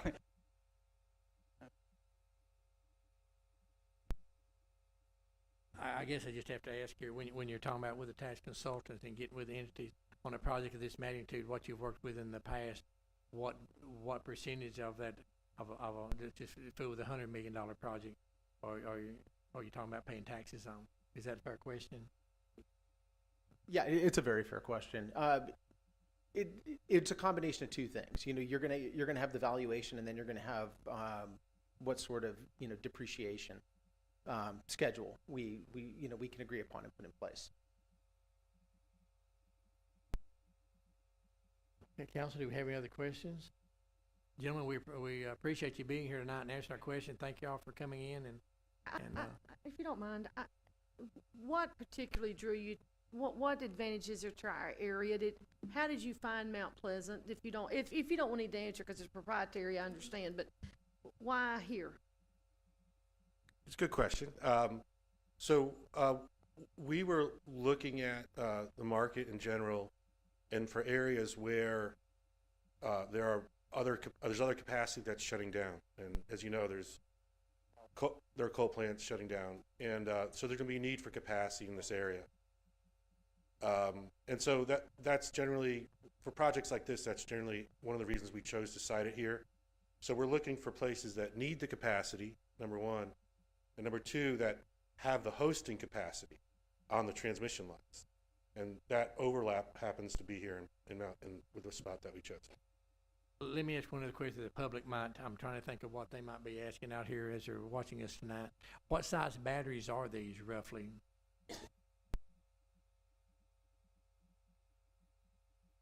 So the batteries are housed in containers that are anywhere from 20 feet to 40 or 50 feet.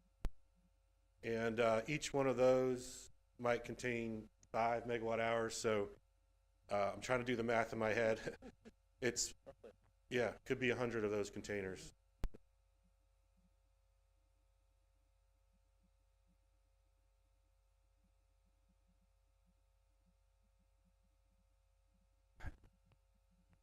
We see it, but the public don't know what they're. Yes, sir. So to describe some of it, it looks like a sea container, like a 50-foot on these little concrete pads, a bunch of them laid out in a row and in columns. And back to your original point, they're not tall in the air like windmills and even solar panels. These are really neat and compact and low, and they won't be very visible to anybody. They won't be a distraction. In my opinion, it won't be much of a distraction to anybody. No, and we agree. And again, as going back to the best use of the real estate, kind of tucked away in this corner, and good to the neighbors. One of the things I wanted to mention to you as well is I'm trying to remember how our first call happened a year ago or so. But one of the things that we understood as an EDC, we'd been citing a lot of crypto companies in 2020, 2021 were coming out of China when they banned crypto, and so there were these huge projects needing 100, 200 megawatts, these massive crypto mining operations. And so working with SWEPCO, we knew, and they had told me, we have 3 lines converging south of your airport. If you ever have this major power line or energy user, that would be a good place to site them. And I was like, man, what gosh darn it, there's really kind of horrible land right there on the bottom. But then this project with a small footprint that was fairly flexible kind of came along. And we think, and so that kind of is what really helped draw some of it. And the fact that it was dual serve, so Bowie Cats and SWEPCO both serve that. And for the public, if they don't know, Southwest Power Pole is the equivalent kind of ERCOT. It's just another grid sector. So it's just, and that's what Mount Pleasant is served by. So it's kind of exciting, I think. And I know you don't know, this is just another question, but you're, as you go into this project, are you looking at doing other projects like this around the country? And if you are, I know you never know, but you've sold one project before. Are you looking at holding on these, or we're not looking at something here in 3 years going to be sold to the Chinese? I know people are going to be looking and asking that. Yeah, I mean, we can't give a definitive answer as to what our involvement will be long-term with the project, but I can tell you what differentiates us probably from other developers is my background in my last company was operating these assets. So I can tell you that we hope to be the ones who are operating this asset, but ultimately the investors may have, make their own decisions. To answer the second part of your question, this was one of 2 projects that we just entered into the Southwest Power Pool interconnection study phase. The other is another 200 megawatt facility in Halstead, Kansas. And then we have another 2.5 gigawatts of energy storage that we're planning at ERCOT that are in various phases of development. Just one other thing that I just thought of. I know this is going to be possibly built out there by the airport. Approximately how many cabinets or containers will there be in this project? And I know, with that being said, with the HVAC systems and the exhaust fans, what kind of noise level will be generated with the volume of cabinets and equipment on this piece of property? Yeah, I mean, we can provide the exact specs, but I mean, it is a lot like just a commercial HVAC, but there's one for each unit, right? Have 10 units or 50 units out there, and if they're all cycling on at the same time in the summertime, and then the fans that exhaust the heat out of the containers as well for the battery fumes and stuff like that generates noise. So I'm just wondering what the noise level is going to be at that physical location with all that equipment, in one centralized area.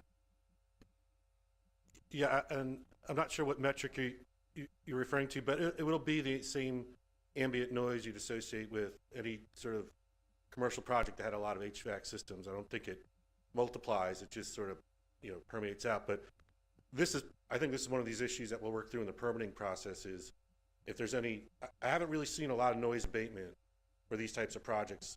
I don't think it's typically not necessary, but if something like that were to come up, we'd work with the city on it.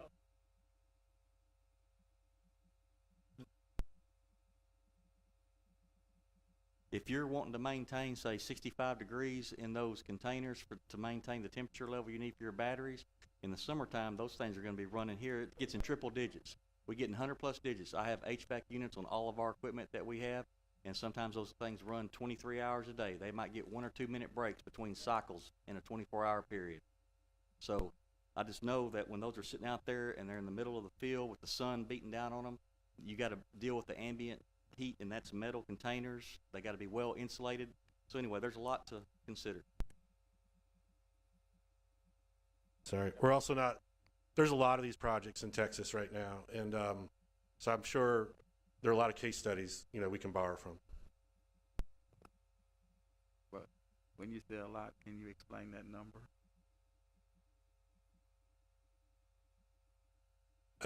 I would say it's right now there's close to 5,000 operational, but there's probably about megawatts that are operational. But let's just say there's dozens of these projects of this size that are being developed right now in Texas. Yeah. Okay, gentlemen, thank you so much for being here tonight, and safe travels back home. Thank you, Nathan. Council, if we don't have any other comments, concerns, or questions, I'll go ahead and close the discussion part, and I'll entertain a motion to the approval of this lease agreement between the IDC, MP, EDC, Project Battery Storage has been presented.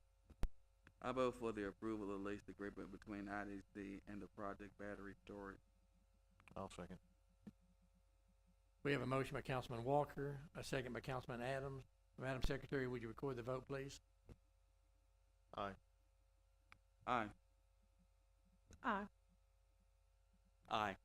Thank you, council. It was approved unanimously. Again, thank you, gentlemen, for being here, and again, safe travels home, and look forward to seeing you again in the future.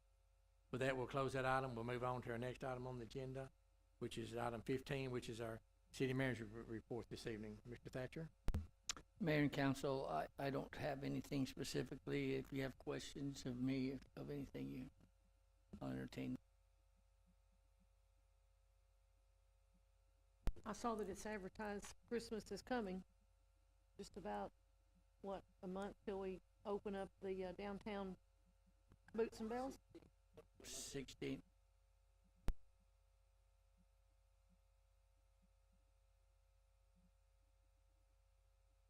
Okay, if there's nothing else from the city manager, then, our executive session, pursuant to the Open Meeting Act, Chapter 551, Texas Government Code, the city council will recess in executive session, which is a closed meeting, to discuss the following: real property, discuss purchase, exchange, lease, or value of real property, Texas Government Code 551.072. Real property, to discuss purchase, exchange, lease, or value of real property in consultation with legal counsel regarding the status of a site acquisition for Mount Pleasant West Loop Collection Project and potential settlements for the tract referred to as condemnation, Texas Government Code 551.071 and 551.072. At this time, we will recess into executive session, and we will be returning back. And those of you that don't stay to join us, we appreciate again you being here this evening. Thank y'all.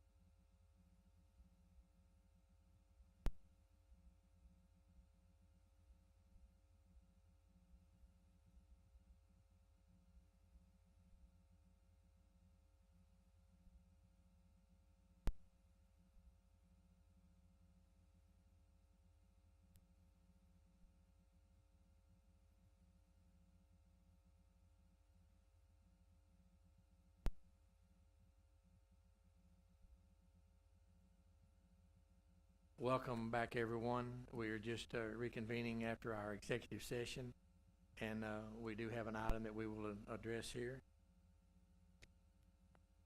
And it is 9:10 p.m. here at City Hall in Mount Pleasant, Texas.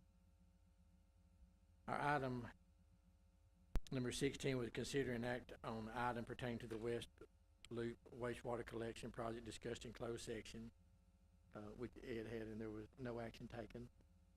And we'll move on to we'll close that item. We'll move on to item 17, which is consider an act on authorizing a third amendment to ordinance 2022-14 to amend section 2 and related exhibits therein of the ordinance to include partial ID 50-320052 parentheses PMCI Properties 2 LP. All that certain lot, tract, or parcel of land conveyed to PMCI Properties 2 LP by an instrument recording in document number 201-52657 of the Titus County Deed Records, at parentheses TCDR. Ed? No, this is a property that we need to purchase for the West Loop wastewater line that we're building as part of our wastewater plant. And yeah, you can read that. Our new ordinance number for this amending will be ordinance number 2023-24, an ordinance of the City Council authorizing a third amendment to ordinance number 2022-14, appending section 2 and related exhibits therein of this ordinance to include partial ID 50-32005 320055, as we've discussed. So do we have any discussion from the council members concerning the amendment of this? If not, at this time, I'll entertain a motion. I make a motion that we approve ordinance 2023-24 as presented tonight. I'll second the motion. I have a motion by Councilmember Chappelle. I have a second by Councilmember Adams. Madam Secretary, would you record the vote, please? Aye. Aye. Aye. Thank you, council. It was approved unanimously. And with that, our meeting is adjourned for the evening. Thanks again for attending.